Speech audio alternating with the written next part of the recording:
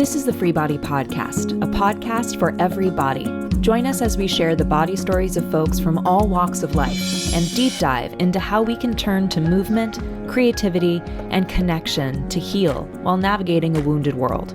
Make sure you follow us on Instagram and subscribe to us on YouTube at Free Body Podcast. Please share us with a friend, rate, and review. Thank you for being here. I am so happy that you're here. I'm really excited also to get to learn more about you. Neil and I already know each other just through the arts community in New York City, and we have a lot of things in common also. A lot of interests that are similar. And I'm really curious about your journey coming to all those things when we talk about mindfulness and meditation and somatic work, all of that. So the first question I always ask my guests is, what is the earliest and most significant body memory that you can think of? And if you could tell us about that and how you see it affecting your life afterward. Yeah. So my earliest and most significant, so probably like 3, 4. And so I'm from Long Island, well, Queens, and then Long Island, and now back to Queens. and so this would have been in Queens. Yep. And I have like a couple of memories. You know what's interesting? I don't know if this is happening with you, but like lately, I can't figure out if my memories are actually my own or if I've seen a photo and sort of projected a memory outside of it. So two things are coming up. One, and both of them are sort of bodily. So one would have been like being at the playground, like monkey bars. And I was like nuts. Like really physically adventurous, wanted to be in the air all the time. Oh, great. Constantly getting hurt and sort of like picking myself back up. And connected to the second memory, I think part of why I was always getting hurt is because I had terrible eyesight. Oh, wow. And like those were before, these were like the late 80s and we didn't have like little kids with little glasses. Yeah. You were just like left here. Blind You're just there. like bumping into things and people are like, okay, he's really courageous with his body. And it's like, no, he can't see. Oh, no. So by preschool, I went to a preschool called Miss Taylor's. And this was just like at Miss Taylor's apartment or house. No. Sure. It must have been like in an actual sort of classroom scenario. But one of my earliest memories being there was I had to wear an eye patch. I had a lazy eye. I don't even know. I have to check. I don't know if we can still call it that. Yeah. Doesn't it feel pejorative? It does a bit. Yeah. I don't know, actually. That's a great question. I'm not sure. So I had an eye that was less than attentive. She wanted to do what she wanted to do, which was not always to focus on what was directly in front of her or what the other eye was doing. Sure. And so she was free. She was free. Just a free eye. She was really leading the way. So I remember having an eye patch, and it was my birthday. And there was like a cake, but I felt no shame about the eye patch. I was just like, whatever. I can't imagine that it would have been especially helpful for vision. It was for strengthening the quote unquote lazy eye. Oh, interesting. But then of course you're restricting like depth perception and all that sort of stuff. Right. But that was not my memory. My memory was like I had an eye patch. I was like at the head of a table and like someone, I had like a funfetti cake and I was like, yeah! What when you think of that memory, like what stands out to you in that memory? Is it You know what I think it is? I mean, like my eyes have been like a thing for my whole, whether my vision or just I have very big eyes. You do. Gorgeous. Yes. Thank you. Well, we can get into that. Like from a casting and an acting perspective, I've been told many times, like, be careful what you do with your eyes. That's wild to me. It's so crazy. People have naturally said, like, in my earlier days would naturally say like, you look crazy. Whoa. Or like, you can play a serial killer. Whoa. Yeah, What? like things like that. Just because that's wild to me. Because every time I see actors who have gorgeous large eyes, that's the windows to the soul. Like, it's so easy to be expressive. You barely have to do anything. I think that could be why, if you're having a thought that's left of center, you can tell. You can tell through the eyes, so you maybe do need to be careful. But I think that memory, I think why it sticks out is like, I had no, like, I was wearing an eye patch. Like, I was a kid with an eye patch, and I felt no shame about it. And I was allowing myself to stand at the head of a table and like be celebrated and seen.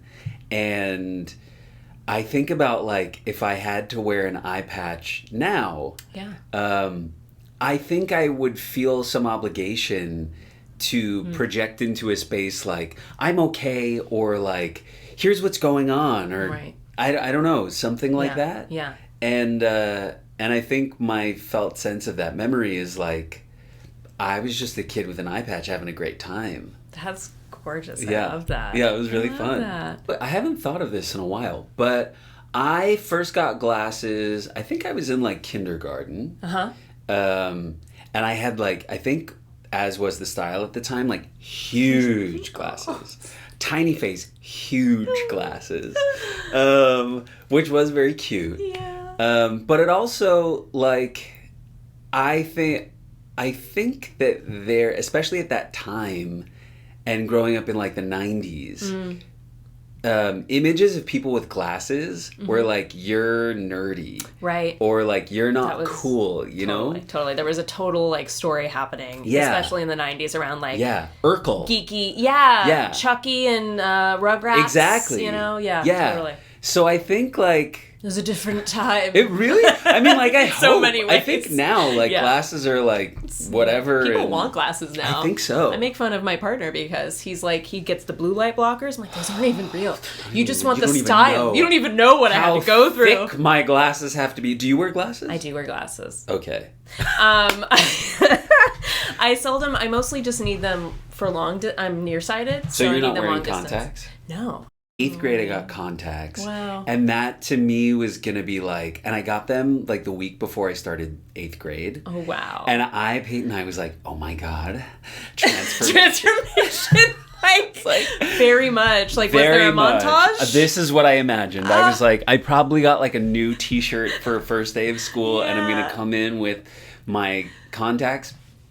And at that time, I got, like... sort of permanent contacts, like they were, so they didn't have really disposables. Right. I guess probably they did, but I got contacts that you would wear like for every day, the same pair for a long time, like a year or however long. And my first day of school, one of them split in half and it rolled to the back of my head. I didn't need to know that. I'm about to get but Peyton, nothing like that has ever happened since. So, no, it's fine. All that to say, like, it did just naturally... Wow, what happened? It just came... I went to the bathroom, it just, like, naturally came back around at some point. Okay. I a little bit had to do, like, the... just, like, rolling my eyeball all over the place. How did you... Was it scary? It was so scary. You're like, oh my God, it's in the back of my eye. Well, also, I was like, I didn't bring glasses to school. Oh, yeah. And now I don't have one contact. So I'm like half blind. I don't remember what I did. Eye patch. When I started doing theater, I started in like, I really wanted to pursue it in like 4th and 5th grade. And I, coming from Long Island, had my mom take me into the city and got me an agent. Oh, wow. Did you have headshots at this time? Can we have a copy of those? Can I get a copy of headshots? Absolutely. I had the fluffiest mushroom cut. It was so gorgeous, and black and white photos. And I went to the photographer. Yes, like black and white. Oh, a photographer. Did you? I did. Oh. I did. I got headshots at 15. They were like the most dramatic black and white photos you've ever seen. And I was leaning really hard into like I'm a tortured kind of soul teenager. Anyway, I was like, I'm gay. By which I mean covering it at all costs, but just being like... being happy. Projecting happiness. Jamie's happy. Projecting it, yeah. I definitely was like thrilled to be in front of the camera, but I couldn't wear my glasses for any of the headshots, and then I couldn't wear my glasses on auditions is what I was told. So I played Peter Pan at the Jewish Community Center, and I didn't wear my glasses, and I fell off the stage. And I fell through a set. I mean, I was fine. But they had me do like a sword fight. Yeah. And I fell. It was like up and down a staircase, and I fell off the thing. Oh no, not Peter Pan. Peter Pan. Is it because you couldn't see? I don't know. It was a lot of... I mean, like, fight choreography, going backwards downstairs while fighting Captain Hook. And you were how old? That was 4th grade. Yeah, you were a baby. Yeah. A baby. That was a lot. And, bodily awareness is not a strong suit. It's developed over time. Exactly. But especially then, I was just sort of... And, I'm such a committed actor. I know. That I'm just like... I know you are. I was like, I'm in. At all costs. Did you stay in character the whole time? I'm sure I didn't. Oh, I'm sure I didn't. The sword got stuck under the set. Oh and I had to go, Tiger Lily. There's no way I stayed in character. Oh, so sweet. But the reason the vision thing was a thing, I had a meeting with these agents, and they noticed the lazy eye. Oh. And they said, if we're going to work together, he has to get that fixed. Oh, Jesus. And my mom freaked out. And she's like, absolutely not. We're not doing this. Good for her. I know, but that... How did you feel about that, though? Like, well, I definitely took it as a thing where I was like, oh, I guess I can't do this anymore. And then we didn't continue pursuing professional acting at all. Wow. And then that was 5th grade, come the next year, middle school. Yep. Puberty. And then acting became a thing that only like gay kids did or signified that. Right. And so I avoided it at all costs. So then I was like, all right, whatever. And I can't do it anyway because I've got a lazy eye. Right. So. Damn. I know. Damn, those things, when they happen at these tender ages, it's just like. Yeah. It's all you need. I know. What I will say, I also really wanted to be a child actor. My mom... This was outside LA or in LA? This was in LA. Yeah, it was there. I had friends who were doing it, and like I was like, I want to fucking do it. Like, why can't I? My mom's an actor. My dad's... Everybody's an actor. Why can't I? And my mom was always like, She was a 17 until, for 30 years after age 17, she was a woman working in the industry in the 90s, the 80s, the 90s, and the early 2000s, and went through a lot of shit. Yeah, I bet. So just based on like her own experience within the industry as a woman and her own just general knowledge about, child actors and how difficult that can be, I think she also didn't really want to be a stage mom. I think she was just wanting to protect me ultimately. Yeah, it's of course. If you're not really on it and really able to be super present for your kid, and even then when you can, stuff happens. Like, I don't know if you watched the documentary. I watched it. I wanted so badly to start when I was little. And then my career took forever to like get going. And I had like a story in my head that it was because I didn't start when everyone else did. And I saw these kids who like already had a career, but like by 21. Oh God. And I was really just starting, and I felt like I couldn't get in the door, and they could because they started so many years ago. But then I watched this Nickelodeon documentary, and I finally really felt the resonance in my body of, oh, I was protected. Yeah. Like, it actually would not, during that period of time, especially, like, maybe it's gotten better. I don't know. I hope so. But, just, like, really gnarly stuff. Really, really hard. So, blessings from, you don't even know are happening. I think so. At work. Yeah. Lazy Eye was keeping me safe. Right. And my mother, of course, but Lazy Eye. Yeah. When did you start getting into sports? How did that begin, and how did that feel for you? What was the experience? Yeah, so I'm from like a sports... I guess I would say a sports family in that my dad was a baseball coach. Okay. My dad coached my brother's baseball team and was like really into baseball. And so I grew up like the younger brother of this like baseball athlete. Oh, wow. Wow. And I would not say that I naturally tended towards sports.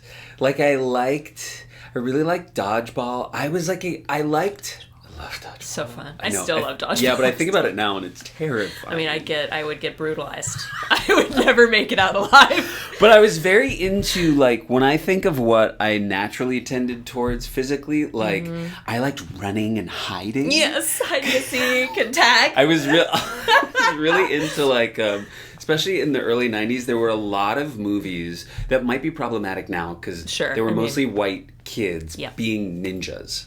Oh. There was a movie called Three Ninjas. It was really formative for me. Wow. That was these three brothers, I think in California, and their grandfather was a ninja, and he was teaching them how to be ninjas. Wow. Three ninjas. Rocky, Colt, and Tum Tum were their ninja names. Oh my God. Peyton, unbelievably formative. And so I did karate. Oh, great. Yeah. Yes. And then when it came time to actually fight each other, I won my first fight, but I like punched the kid in the face. Oh. Not with, we were wearing like pads and helmets and all that sort of stuff. How old are you? 3? Like second grade, third grade. Second grade? Punching a kid in the face? Wow! And I was like, I don't know. I was like, I don't know about this. Yeah. You know? It didn't feel like it was the hitting that was like, I didn't have any aggression. Yeah. And that was always a thing with, sports. Also, like a huge thing around sports growing up is that they were divided by gender, still are for the most part. Yes. And as a queer kid, certainly wasn't out, certainly didn't have all the awareness of that identity, but I felt uncomfortable in all male spaces, especially ones that were oriented around masculinity. And in sports, a lot of these, male or masculine qualities of aggression and, I guess, invulnerability,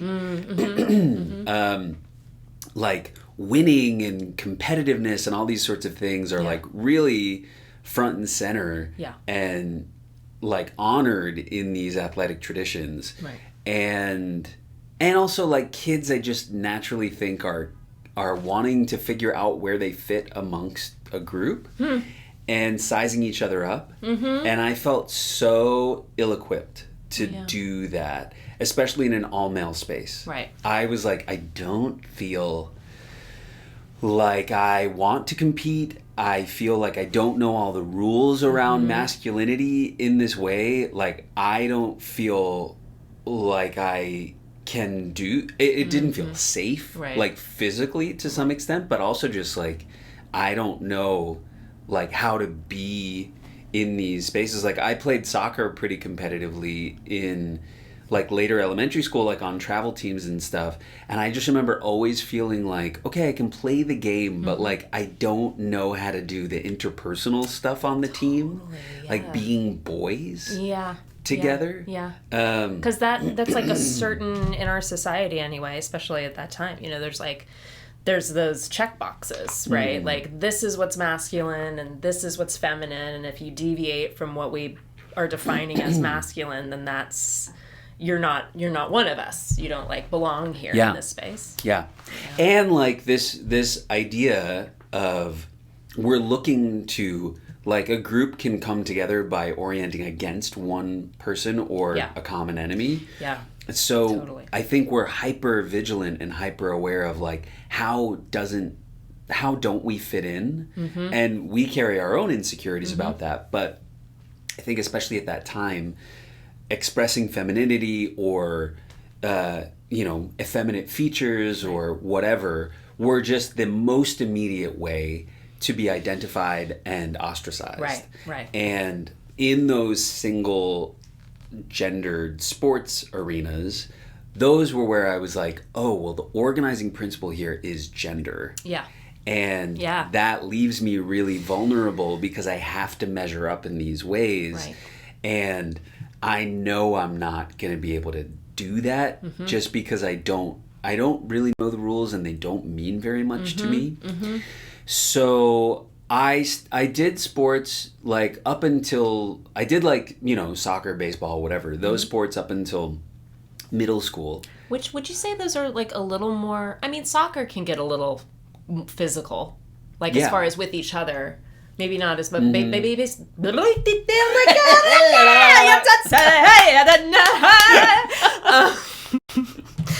Baseball seems like it's a little bit more, what's the word, individuated. Did you ever play something? softball or baseball? I didn't play fucking anything. I've been in art schools my whole life. So our PE was in a cement, parking area, basically, where they had, there's our basketball hoop and there's another one, some paint on the ground. And it was just sort of where we were supposed to have recess. This is in the middle of Hollywood. And you all just created short stories. Yeah. I literally, we at recess would play the imaginary adventure game where we'd go around a magical tree and we'd be with our unicorns and our little alien cats. It was a whole mermaids, all the things. But PE was we played dodgeball. Yeah.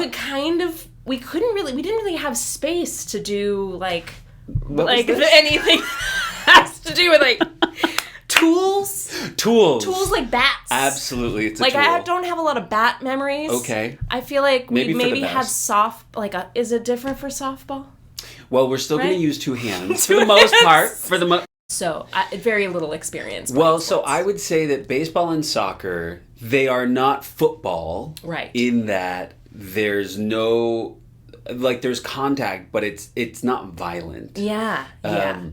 So there's not bodily danger. Yeah. At every turn and on every play. There's still definitely masculine culture. Sure. In all of these things. Part of what's interesting, now, I'm still an athlete now. I do CrossFit and some other things, and I enjoy some of the qualities that we might consider masculine or whatever it is.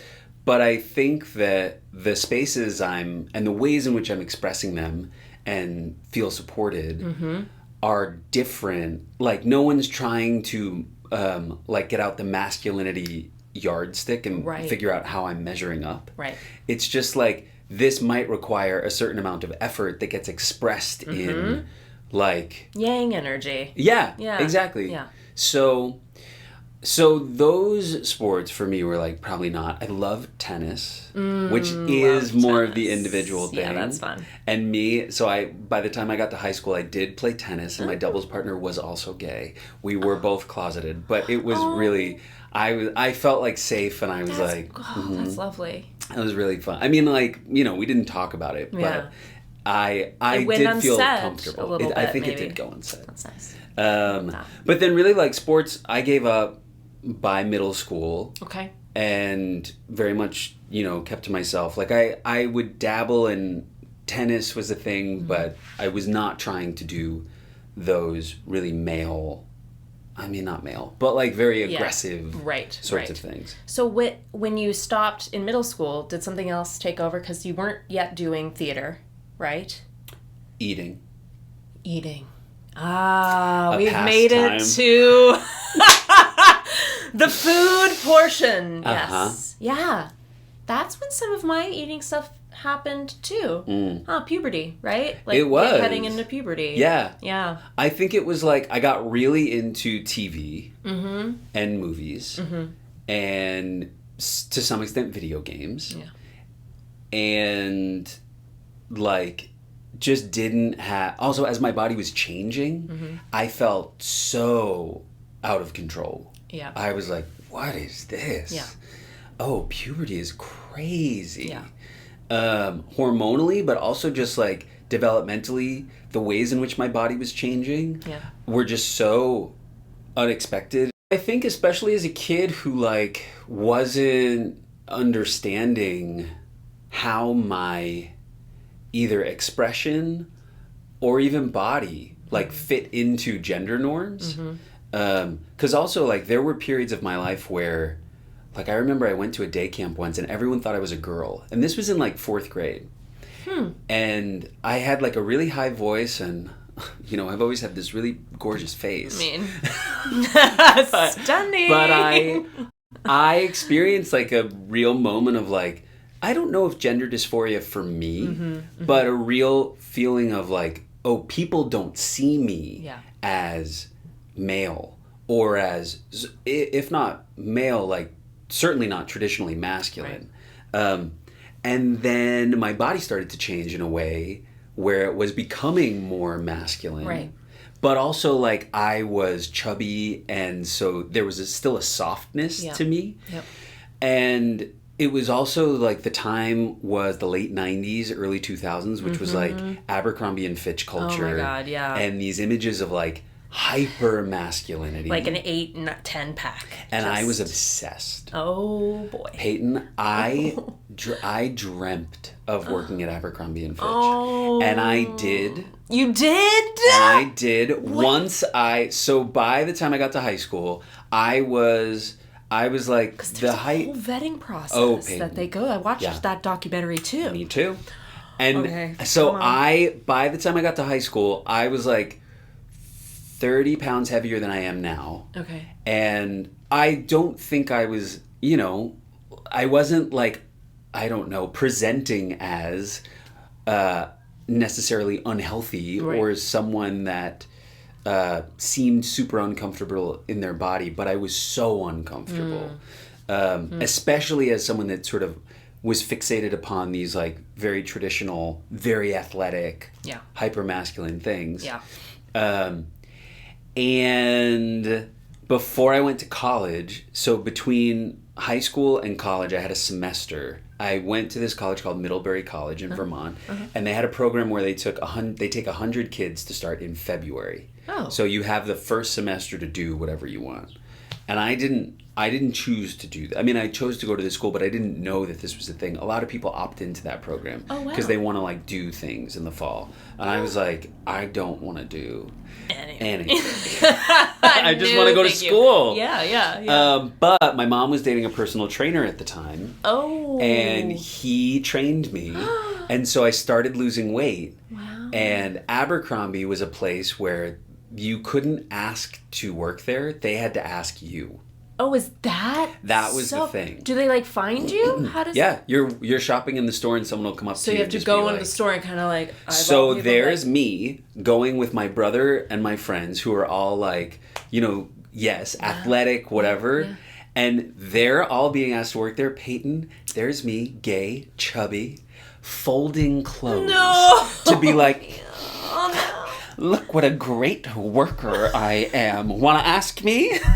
No, absolutely not. Oh, because man. Then once I started working there, I lasted exactly 3 shifts. But good for you. Yeah, but I worked there, and the first thing they tell you is don't talk to customers. You are not supposed to look attentive. So you're doing literally also the opposite. I was doing that. I was the last person that they would have wanted. But when I lost this weight, like truly one of the hottest men at that time that I'd ever seen came up to me and was like, do you want to work here? And I was like, what is it? Less than minimum wage? Absolutely. Done. Yeah. 3 shifts. The last one was an overnight restocking between Thanksgiving and Christmas. And I just remember it was like 3:30 in the morning. I'd been there since 7. But I just left. It was like 3:30 in the morning. I was like, I think this dream has fully combusted. And also, working there, I did not feel the sense of belonging that I imagined having by working there. Once you were accepted into the club, surely then you'd be... Yeah. Which is then when this sort of navel-gazing thing of like, ooh, if I can just... be in that room, I'll feel this way. But then what started happening was understanding comparison is so much harder when I'm in that space. Because now I'm here and I don't feel worthy of being here. And that truly was all physical. I mean, like, they, at the time, would put models on the shopping bags of their stores. Right. And they told us that the models were chosen from the stores, and you could compete to be chosen for the bag if you let the managers take a Polaroid of you in your bathing suit, and then they put it on a cork board in the break room, and the managers... I don't know what happened after that. Either the store would vote or the managers would just choose you. But I do remember going into the break room and just seeing everyone in their bathing suit. Wow. And I was a kid that, like, from the time... like from 5th grade probably, pool parties, I was like, absolutely not. No. Absolutely not. Yeah. You're not seeing me in a bathing suit. Yep. And so the idea that now I'm here and the sense of belonging and acceptance comes from putting ourselves forward with that. Right. I was like, oh, God, I'm fucked. Did you do it? Absolutely not. Absolutely Good not. For you. Oh my God. The pressure of that. No. It was terrifying. I don't think I could have. I was always t-shirt at the pool. I couldn't do the...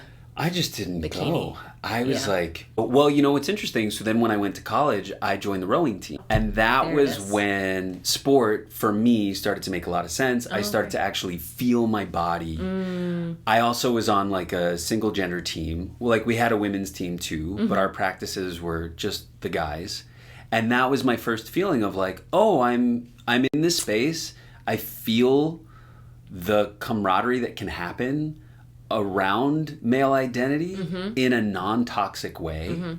And it was really, like, I would say healing in so many ways. Yeah. It was like, whoa, I can't believe I'm a person who does this. Like, rowing is... Have you ever rowed? It's so hard. No, I've done the machine. I can't... I've barely... No, the machine is hard. Yeah. So I'd seen it in a movie. I was obsessed with this movie called The Skulls. And Peyton, oh my God. I could spend hours telling you about this movie. But the reason it resonated... the reason people are like cheering, being like, The Skulls!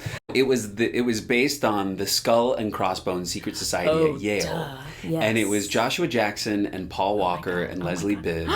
And I think his name is Harper Hill. And... They, in the movie, Joshua Jackson is on the rowing team. And I watched it, and I was obsessed with, like, prep school, being a WASP. Like, you know, as an Italian Jew, and my family is, like, from Queens. Yep. You know, recent immigrants, that is nothing I have access to. Right. But then I went to a school that was very... you know, waspy, New Englandy, and rowing, I think, was like... Vermont, right. Yeah, Vermont. Totally. Rowing is like, the meets that you go to are called regattas. I mean, it's a regatta, which just in and of itself is like, oh, like, this is just a whole culture that I wanted to be a part of. But from a physical perspective, I'd never worked... I can say, like, I'd never physically worked hard. Or during rowing? No, before that. Okay. Before that. Okay. I'd, like, you know, never seen what happens if you encounter a physical challenge and see it through. I just heard you talking about... I was listening to the pod and heard you talking about this with hot yoga, where it's like you're noticing, like, oh, wow, this is so hard, and I can keep doing it. Right. And also on top of that, like with rowing, technically... being in a boat on the water, having to just like keep it balanced, I didn't really like when I was doing the machine, which is how I started on the machine. I'm like, this is really hard. Yeah. In the water, it's a whole nother thing because you've got like 8 bodies in this tiny little boat, and the oars are always slapping to one side or the other. And so you have to find your alignment and your posture, and you all have to move as one. So that's like such deep teamwork too. It was that's incredible. Like ensemble work, right? And mindfulness. So like these things that would later become so important to me, mixed with being in nature, which I'm from Long Island in Queens. Like, I did not grow up with nature. Yeah. And we would row on a lake in the middle of the mountains, and we would be out there. Practice would start we would meet to get driven to practice at 4:45 in the morning. Oh my God. Yeah. So we're out there. So the sun's like freaking coming when up. you're done. So most of the practice would be in the dark. So we had lights and stuff. And then the sun would start to rise over the mountains. And then when you're finishing up, like, there's the sun. It was... I think about it all the time now because of goosebumps. It was so amazing. And like the experience, just even from like a neurochemical standpoint of like what's happening now, I understand all this stuff, right? Yeah, it's like no wonder. Peak experience. And also like I loved my teammates, so we're doing this really hard thing together. Wow. It was amazing. That sounds incredibly healing. Yeah. I want to track how you feel like that rippled out into your life, like that sort of somatic embodiment of connection and belonging, but acting and the theater. So you said you didn't pursue it during high school. Does that mean you started at college? When did you start to get back into, fuck the lazy eye bullshit. Let's do what my heart wants. I had dreams. Peyton, I had dreams. You had dreams? I had dreams, and I wonder, I have a feeling, kindreds that we are, that you had a similar thing where I just thought I was going to get discovered. Yeah. But I didn't. At like the coffee shop? Yes, exactly, because I wasn't acting. Right. So I thought someone would just see me. They're going to find me. Obviously, they're going to find me. Of course. I was like, so I don't even need to be acting. Like, they'll just find me at some point. Yeah. And so I went to college, and I was a political science major. And when I started, I was political science, econ, and Italian. Wow. And then there was an arts requirement, and I was like, I'll take acting. Oh. And this is an excuse. Like, I don't have to say that I want to do it. It's a requirement. Right. So I went and took acting. Worked on Angels in America, closeted. Hello. How was that? It was so fun. I was like Joe Pitt, which was also like... Yeah. It was great. And at that time, I met Tony Kushner. Oh my God. He came up to my advisor. He and my advisor were friends. And so he came and talked to our class. And so it was like, meaning I'd never met artists before, So like, it was really incredible to... Like, I'd never even read a play. Wow. And so I got to college and like... read this play, did not understand the real impact of something like Angels in America and the significance of meeting Tony Kushner. Although he did tell me, he was like, don't major in this, go to grad school for it. And I was like, oh, great.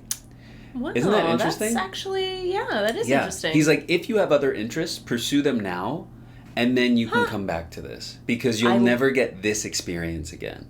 Wow. Yeah. I love that. I know. I actually love that. Yeah. So which was like also great because I was terrified. Like, what was I, be a theater major? Like, I would have loved to. Right. But you have to do you want to be ready for it. And also my sport was all year round. Mm-hmm. And so to do plays after classes, like I couldn't do. So, but as part of that class, I had to audition for the school shows. That was like a requirement of being in acting one. And so I auditioned, and these really sweet professors, Cheryl Ferrone and Richard Romagnoli, saw me audition and said, we think you should do this. Like, we would like to put you in some shows. And I was like, I thank you so much, but I cannot. Wow. And like some upperclassmen wanted to put me in their show, like student shows. And I was like, I can't. You were getting discovered, and you didn't even realize it. I mean, everyone saw it. But I think that's where I was like, I've been it's here, and I'm, the hero's journey is the calling comes and you push it away. Oh, yeah. So it was I was but like... you also did get some great advice from Coach, because... I did. Yeah. Basically then, like 2 years into school, I sort of like hit a wall with all the things I'd been doing. Like, I really loved drawing, I liked political science, I liked my friends, all these sorts of things, but like acting, I was like, dang, I really liked the friends that I was making who I knew did theater, and I was starting to loosen a little bit. Also, like, I had a reckoning with my sexual orientation. I was like, I really know that I'm gay, but I'm so scared. Yeah. And that was when these professors came back around and said, we have a play that could happen it's in the winter term. Yeah. So it's really between my seasons, and my coach let me do it. And then after that, I was like, I think I should do this. So I quit my sport. I did plays the last 2 semesters. I still didn't really take a class. And then I graduated. And before I left, this Cheryl Ferrone was like, I think you're going to do this. And I was like, I don't think so. And she's like, yeah, you are. I don't think you're going to be satisfied just like doing this as a hobby. Yeah. And I was like, Cheryl, okay. I was like, I had a job lined up in corporate consulting. Wow. Yeah. And I was like, I'll just go do that, which I went and did. What was coming up for you that made you not want to do it? Oh, it was so wrapped into my sexual orientation, my fear of disappointing my family, my fear of how an artist Makes a living. Yeah. I didn't know anyone that had done any of that. Yep. And the only images I had were like from film and TV, and they just perpetuated the poor artist stereotype. Yep. And so I was like, well... Let's end that. Let's please end that stereotype. Yeah, really. It ends today. We're over it. It's yes, not real. Because it was really like, well, I don't know. Like, I have this consulting job on the table, which I don't know if I'm going to like or not. Like, I think it's going to be fine. But it's like, that's a sure thing. Like, I'll be making money. I'll be, supporting myself. Right. Make my family proud. Right. Were you conscious of these things that were like, were you conscious of the fact that something in you really wanted to do it? Oh, yeah. Okay. I mean, like, I had like an on-campus job in one of the admissions offices, and I would like, sometimes I would have to do restocking in their closets, and I would bring in my laptop and I would watch Inside the Actors Studio, and just like, I would watch these, and I would just watch actors talk about acting and like weep. And be like, yes, this is the most important thing. And it's so incredible. And I just didn't, I think it was mixed with this idea of, I know what I want, but I don't believe, I think to some extent it was a worthiness thing, and I don't deserve to pursue it, or it's impossible for me to pursue it. Right. My art, my sexual orientation, like, and I think like for the version of like male movie stars or actors at the time, no one was out. Yeah. So there was like, I can't even, I mean, like, how would all these things come together? I just couldn't imagine it. Yeah. And so then I went and did corporate consulting. How long did you do that? I did it for 2.5 years. And then I'll say, like, that version I wore a suit every day. I went to my office, like, big job sort of thing.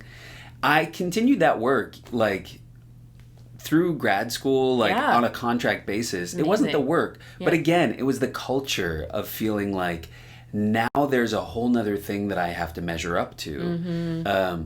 And my nature is not this thing. My nature in some ways is counter to this thing. Yeah. So my body, like, just the feel, I would sweat every time that I walked into that office. And the feeling, I mean, y'all, like neckties. Yeah.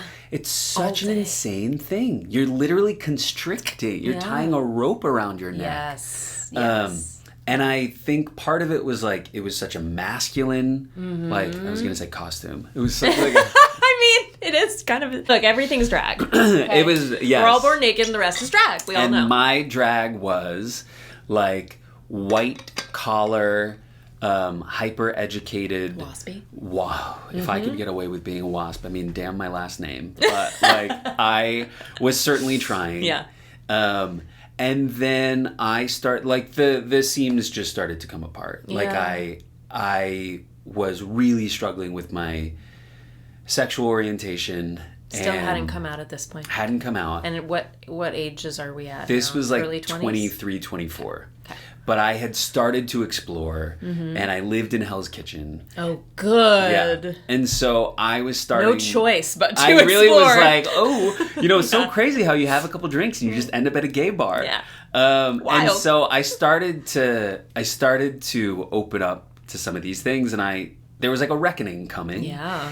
And at that time, I started auditioning through like Backstage and whatever else, and I had booked something. And the woman on it had gone to Juilliard for grad school. She had gone to my undergrad and then went to Juilliard, and she was like, you should go to grad school. And I was... Tony Kutcher told me to do that. But at the time, I was looking at grad school for international relations and diplomacy. Fascinating. And, so Still has to do with like communication, connection, and language also. I thought it could have been... Like, even now, I'm really interested in all those things. Yeah. It wasn't incongruous, but to know how badly I wanted to do this other thing. Yes. I mean, that's your heart's desire. Mm-hmm. Yeah. And so she was like, grad school. I was like, for what? She's like, for acting. I was like, for acting? Anyway, Cheryl Ferrone, back at Middlebury, I swung back and was like, hey, have you heard about this grad school thing? She's like, yeah. She's like, you should go to Columbia because the best voice teacher in the world is there, Kristen Linklater. Yes. So I auditioned at Columbia. I auditioned for Kristen. In my first audition, had a connection with her. And then went to Columbia. I came out in her class in my first semester. In her class? In your first semester? She was and like we talked about it, she was my gay fairy godmother. Oh my gosh. I came out at school. I didn't come out to anyone else in my life really for that whole first year. Yeah. I just wanted to see what it felt like for me. Not that I was going to go back on it, but I just needed to sort of like build the resources for myself. Yeah. Your capacity. Yeah. And that was my first time like being in the practice of being an artist, and 2, being in community with people that loved me and me and in all of me, you know. It's ultimate. You can find in so many ways ultimate safety. Yeah. With an acting company, I'd say, like, if you feel, because it depends, right? Like certain schools, it's not always that way, or like schools are. They often invite that kind of environment, but whether they can back it up is always sort of like determined by a lot of different factors. But I will say, like, I think that's the most beautiful thing about art, is that it is about, ultimately at the end of the day, connection, community, mirroring, seeing each other in our full, like, embodied, authentic selves. And that's so rare to find in this world. Yeah. And it sounds like you like found it. Yeah. With your class. Yeah. And these I mean, you know, the Linklater work. Have you done Linklater stuff? I've dabbled. I haven't like done a full, you know, course on it or anything, but I'm a little familiar with it. Like a lot. I mean, you know, you would do the progression and be like, oh, of course. Yeah. Her text is called "Freeing the Natural Voice." Yeah, I've talked to a couple of our mutual friends about this work. Yeah. Yeah. I probably should take a course on it. I mean, even if just to drop it. I mean, you'll take to it immediately, and you know. It's somatic. I mean, it's completely, and it was also in a way where I needed it so badly, and the way that it was shared with me was accessible enough that I didn't run screaming. Yes. So it was, and also like with my body and my relationship with my body and gender and orientation and all these sorts of things, it was spacious enough that I didn't feel like I was trying to measure up to a certain thing. Right. I wasn't, and also we eventually understood the practical application of it as far as like acting. Right. But in the early days of it, it's literally just, who are you? Yes. And that's where you start. And that's what I needed that so badly. And that was really like my time in that program and with those people and those teachers was what convinced me, like, oh, this is who I am. Yeah. Do you want to, would you share how that coming out in class went? Like how did that happen? I'm so curious. Oh my God, you're going to love this, because it happened at the end of Massage Day, which yes. I understand, like, as we say it in the year 2024, is like, wait, there was Massage Day at school? Yes, we massage each other at acting schools. Look, there are ways to do these things safely. Yes. And securely and with consent, okay? Yes. We can touch each other. It's okay to touch each other. It's important really to touch each other. And especially for those of us that didn't have other people touching them. Yeah. And I had never been in a romantic relationship. So for me, like, huge. This idea of having, and of course, like, all my friends were like the most tactile people. Like, immediately, all my, like, my actors, best friend artists, Nika, Anita's Brazilian, Paige is like a former dancer. Like, all these people are just like touching, and I just want to be touched all the time. So, Massage Day, it was like the 7th or 8th week of the semester, which is just the point in the journey where, like, the excitement has worn off, and you're sort of like, I'm tired. My God, this is what we're doing for 3 years. Our program was 3 years. Yeah. And we were so worn down that Kristen was like, okay, it's Massage Day. So 90 minutes of her guiding massage, partnered work. Amazing. So guiding one person, massaging the other person, and 90 minutes where we flip. At the end of it, we're all just jelly. Everyone's weeping. Oh my God. And yes. And she's guiding us through this sharing. You know, every class would end with the question of, like, what's fresh, new, and interesting Oh my God, Isn't love that great? that. I know. And I'm writing that yes, down. Yes. Thank you, Miss And I Lambert. do that now, like with all my classes, and also understanding like negativity bias and the ways in which the brain is conditioned to look for what's bad rather than good. Right. So we're it's creating neuroplasticity in your brain. Oh my God, she talked about neuroplasticity all the time. I can't believe I never was taught by her. That's just It's really crazy. And to think about, I mean, like she was so ahead of her time when she came up with the practice. It sounds like it. And her commitment to continued education and continuing to pick things up was amazing. And then just like the wisdom that she walked through with, I mean, like she could put her hand on my like throat and a whole thing would. It really felt like witchcraft. Amazing. So she's having like asking us like, okay, what's coming up if you feel that you want to share something. And my classmates just started to share what they were challenged by and what they'd been carrying with them and what they were scared to share. And so people were sharing things that they were concerned about with their families, things in their history, like people were sharing really vulnerable things, things that they'd never said before. And I was so inspired. And Kristen was like, if you feel your heart racing and you feel like you have to say something. And Peyton, my practice up until that time of like coming to terms with myself was like, I journaled like every night. I would fill pages of it. And just like almost like thank God. Yeah, but it was like I just had never expressed any of this because I couldn't. Yeah. But I knew what I needed to say. Yeah. So when she was saying, it wasn't like I was having the thought for the first time, but I was like, oh my God, I'm being called upon. And then I said, well, there's something that I have never said before, but I'm gay. And the whole room was like, well, I can't say the whole room. My friends like Nika is like, I fucking know. I knew. But it was like because the shares that had been happening were very heavy. Yeah. And this was light, seemingly, Yeah. Yeah. And I shared it with a lightness, right? And Kristen was like, is that the first time you've said that? I was like, yeah. She's like, how do you feel? I was like, I feel gay. And then class was over and everyone rushed to me and hugged me, and so then I remember Kristen and I sort of like slowly meandered back to her office, just arm in arm, and it was really. And then she sent everyone an email a couple days later checking in, and it was amazing. That's so gorgeous. Yeah. I'm just letting that land. God, art heals, you guys. Yeah. It really does. Yeah. It really does. That's gorgeous. Thank you for sharing. Yeah. So you mentioned that you let that be for a year. That was your first step coming out, building your capacity, seeing what it is like to be out in this community.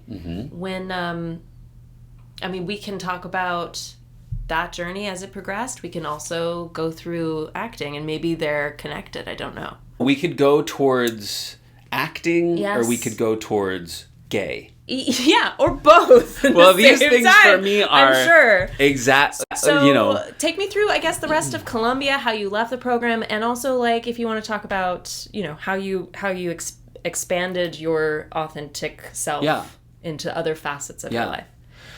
So the Columbia program was, truly life-changing for me pretty much every day. Wow. And from like, an embodied standpoint, I think it was really, at least my experience of it, right? Because I understand everyone has their own, but it was not a program that was steeped in the industry. Oh, that's lovely. Yeah. Sounds really nice. I know that there were criticisms, and I probably had some of them, which was like, but how are we gonna get agents? Right.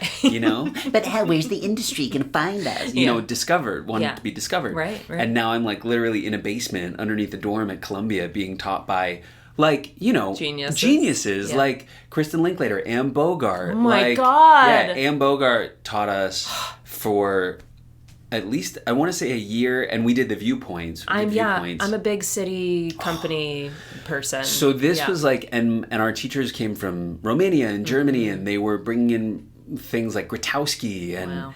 and like really things that had like I'd never experienced before. And the quality of artist that was there in that program, it was just blowing my mind. Yeah. And it had nothing to do with like what I perceived as quote unquote good acting. Mm-hmm. Like it was, what do you want to say? How do you want to say it? And then That's so empowering. yeah, it was amazing. Yeah. So even like our scene study classes were, you know, you would get a scene like, let's say something from Uncle Vanya, and they would really say like, but how do you want to do it? So like some of us would like set them in the bathroom, or you would like bring in lights and really create the whole container for your self-expression. So it was so open as far as being an artist, and I was learning these different ways of like, I don't like the word avant-garde, I know like doesn't mean a ton anymore, but like there were traditions of that in this program of the avant-garde, of experimental theater and devised work. And that was like what I first started doing was work like that, and it really was so great for me because it took me out of my head a lot. Totally. And just put me in my body. Yeah. And a lot of it was just trusting people and just being like, I don't quite know why we're doing this. Like a lot of this is really fucking weird. Yes. Yes. But I trust you, and I really admire you as an artist.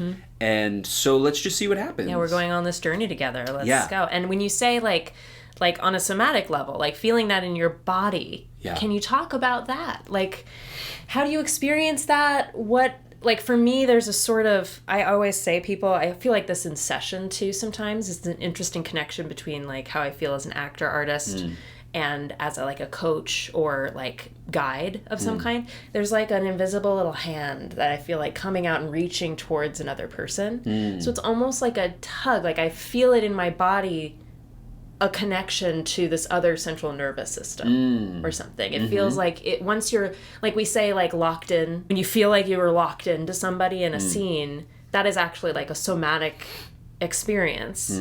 And for a long time, like I kept that sort of in my head. It's like, well, I'm just like thinking about what I'm doing, or I'm analyzing the scene, or I'm analyzing them.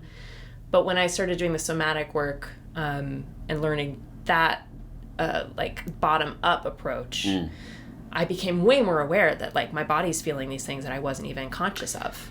Yeah. And I think there was a way of working that I learned there. You know, we talked about like outside in, inside out work. You know, like, are you an outside in or an inside out? Right. I discovered, and we can go between the two. I was very much outside in. And so changing something about my body Would bring up. Would then, exactly. Yep. So it would be like, I could take on a certain posture and start to explore character from there, which is where I understand, like, that's not necessarily a naturalistic approach always. Yeah.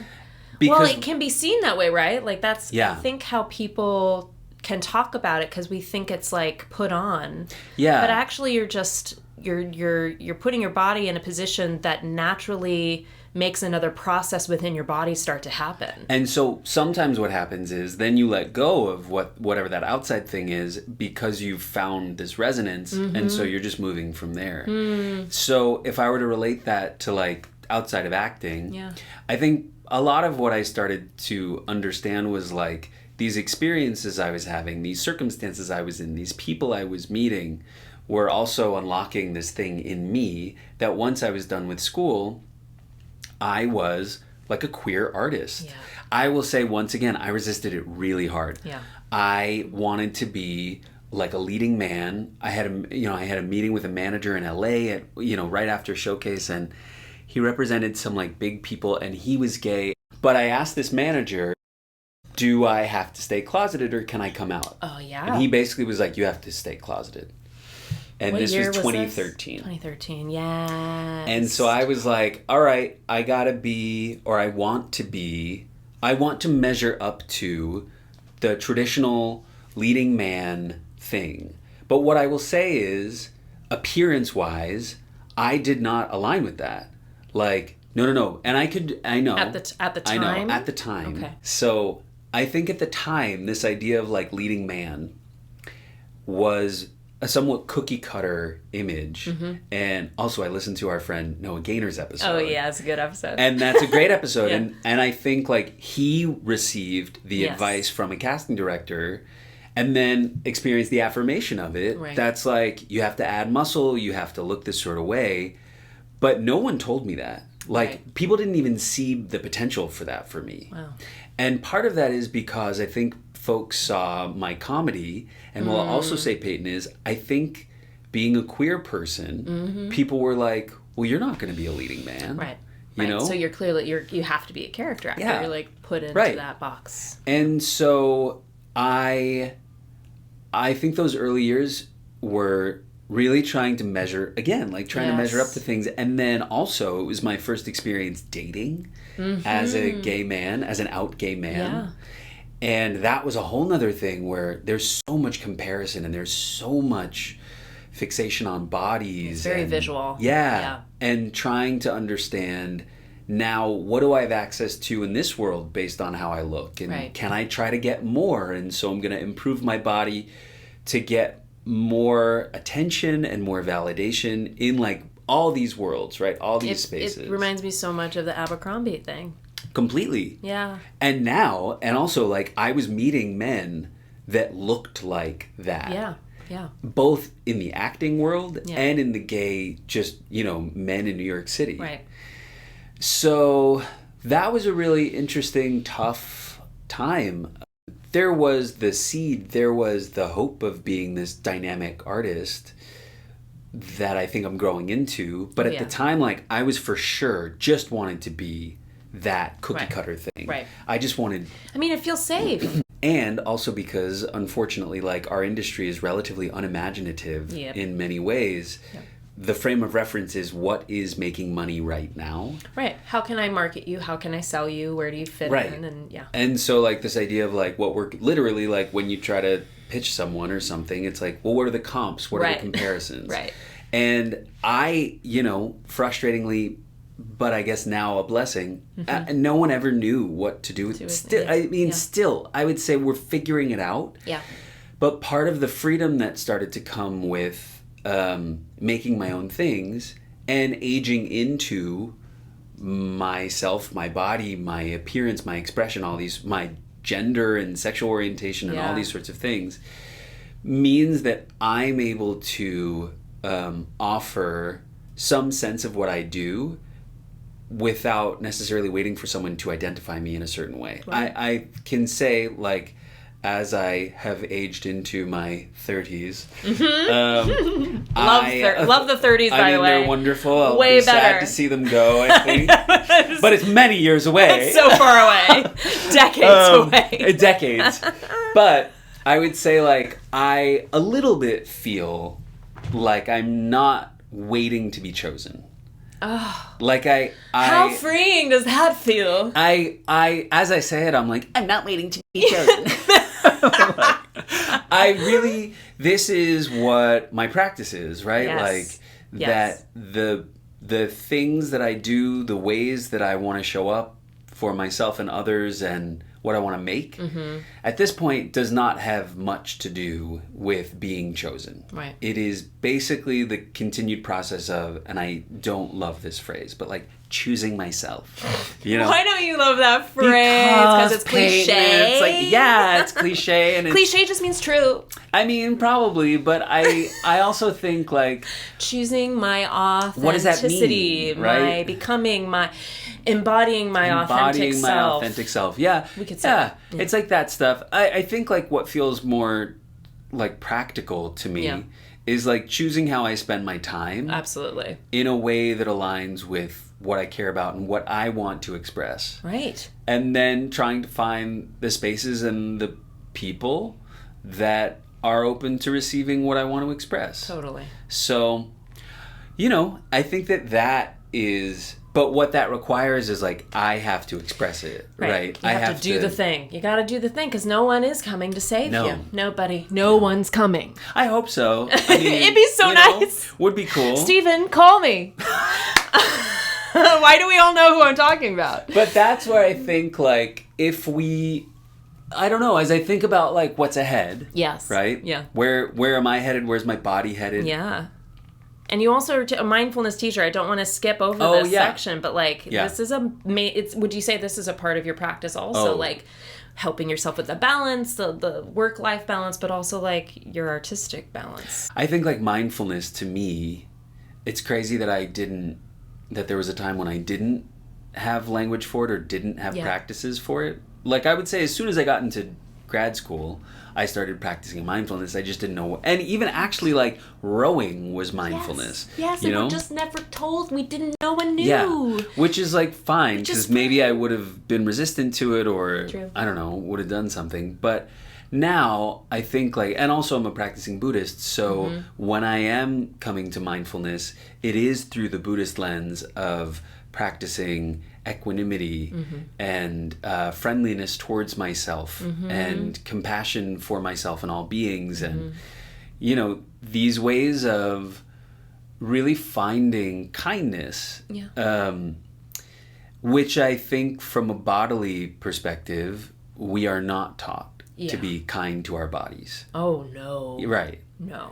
And so how could we be expected to be kind to other bodies also? Like that's how it all starts, right? It's like if I want something from this other body, there's a frame of reference and there are many ways in which we see people operating around that. Like, I'll be nice to you because I want you. So I think for me, you know, like mindfulness, and then also I'll say something just in Buddhism, like this thing that I learned about, I'll never forget where I was. I was at the first meditation studio where I learned to practice and worked. This place called Mindful in the West Village or Greenwich Village. Closed now. It's closed now. Closed in the pandemic. Oh. Yeah. But it was like this really special little like bubble of like all these different lineages and practices and people coming through. And I learned about the Buddhist concept of basic goodness. Are you familiar with this? It's I'm sure you are. It's like this idea that just inherently we are all worthy. We are all born like sort of perfect. Yes, we are. Our essence is fully intact. That's what we call it in CI. Essence. But it's it's a very Buddhist teaching. Totally. And I was like sitting in teacher training, like learning about this.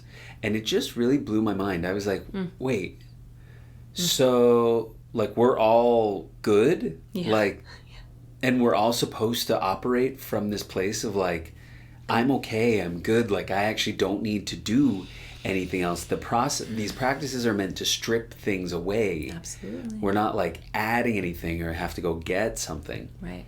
That was like really wild. How old were you when you took that class? 31. Yeah. Right around there. Yeah. Yeah. I found the studio right at the tail end of my Saturn returns. Oh boy. Which was like I had gone out of town to do an acting job, gotten into like sort of a toxic romance with someone who was closeted, left my day job to go do the acting job, and then came back. The relationship I ended, it fell apart. Yep. I didn't have the day job, and I was just left with no practices. This is so Saturn. Yeah. And so I turned to that, and then of course someone at the studio, as soon as I got there, they were like, "How old are you?" And they're like, Saturn returns. I was like, "What is that?" And then it all began. It really, and then it all started to. So one of my favorite things, I even like. This is not how I pick up men or anything, but I will say, like, whenever I meet younger men, like 27-year-olds or whatever. How's your Saturn return going? I'll be like, they'll sort of be expressing things or whatever, and I'm like, how old are you? And they'll be like, 27. And I'm like, Call me in 3 years. Yeah, and I'll be like, so, Saturn returns, and they're like, what? And I'm like, I know when I tell this to you, what's going to happen is you're going to fall in love because I'm telling you this thing that's going to sound so true. I know you so much better than anyone. Exactly. We're going to create this intimacy. Yeah. That is not what's happening here. Like, I'm just telling you something. I just like astrology. Yeah. And you've also, you have wisdom to share too because we've been through our Saturn returns. Yeah. And they are a hell of a thing. It's a whole, it's the, you know, when I tell people that I'm a meditation teacher, you know, there needs to be a certain, you just can see the response from people. What's the response like? Well, they're either like, whoa, that's so cool, like I'm really, you know, I'm interested, or I have a practice or whatever, or they're immediately freaked out and like, whoa, what is that about? And are you gonna be like, do I need to be calm around you all the time? You know what I mean? Oh, that's I think a lot of people think interesting. like meditation is just being calm all the time. Yeah, no. It's like, God, no. No, there's a lot of internal things happening here. I mean, like, yeah, I think there are moments of calm for sure, but also like it's just a regulation then when like, doesn't mean I'm going to show up and always want to talk like this to you and go really slow. It's like, no, it's like, you know. That's how I feel a little bit with like yoga, because I think a lot of people believe, is in the West anyway, it's like, well, you're going to stretch and relax and like feel better. I'm like, sure, like that could be the experience. And also like yoga is actually at its core about, I think, like expanding your ability to be with things that are uncomfortable. Like if you kind of want, I love going to a confrontational yoga class because it's a safe space where I can really, as long like, as the instructor's not confrontational. Yeah, if they're toxic, they're toxic. But like I have this one teacher I go to, Ellie, who's incredible, Ellie Case.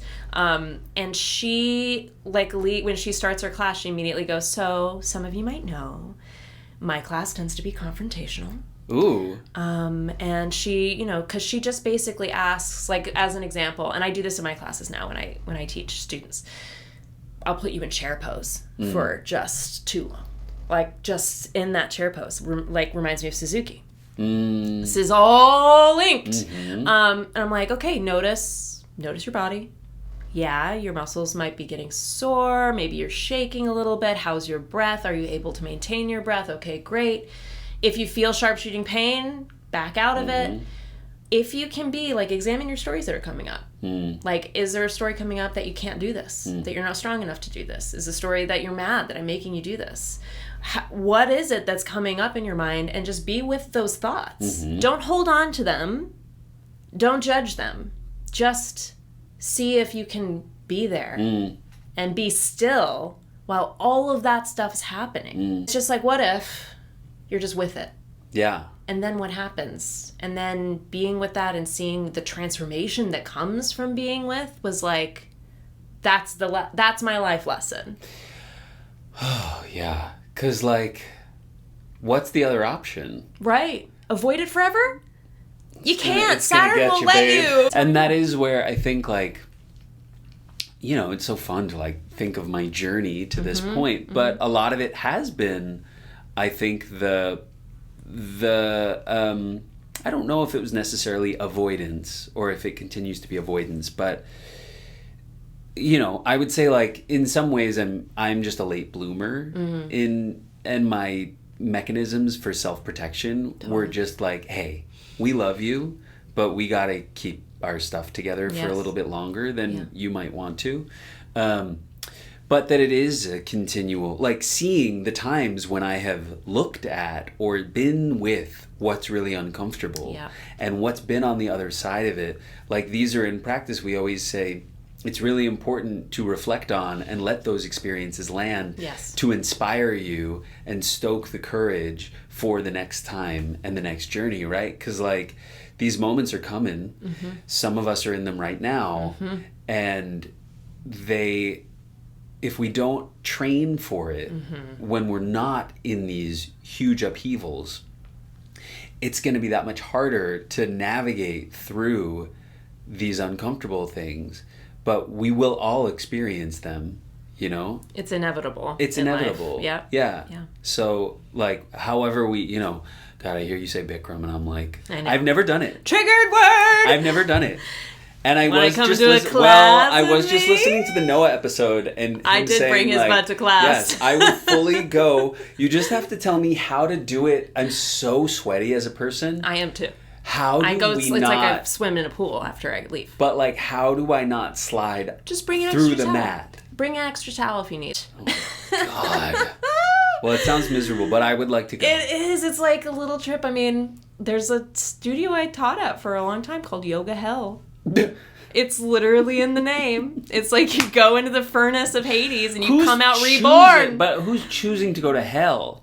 I did. Look, I was type A. I needed it. I needed to go through the darkness. Yeah. To come find the light. Yeah. Neil, it's been an absolute pleasure having dream. you on the pod. I feel like we could talk for a very long time. I agree.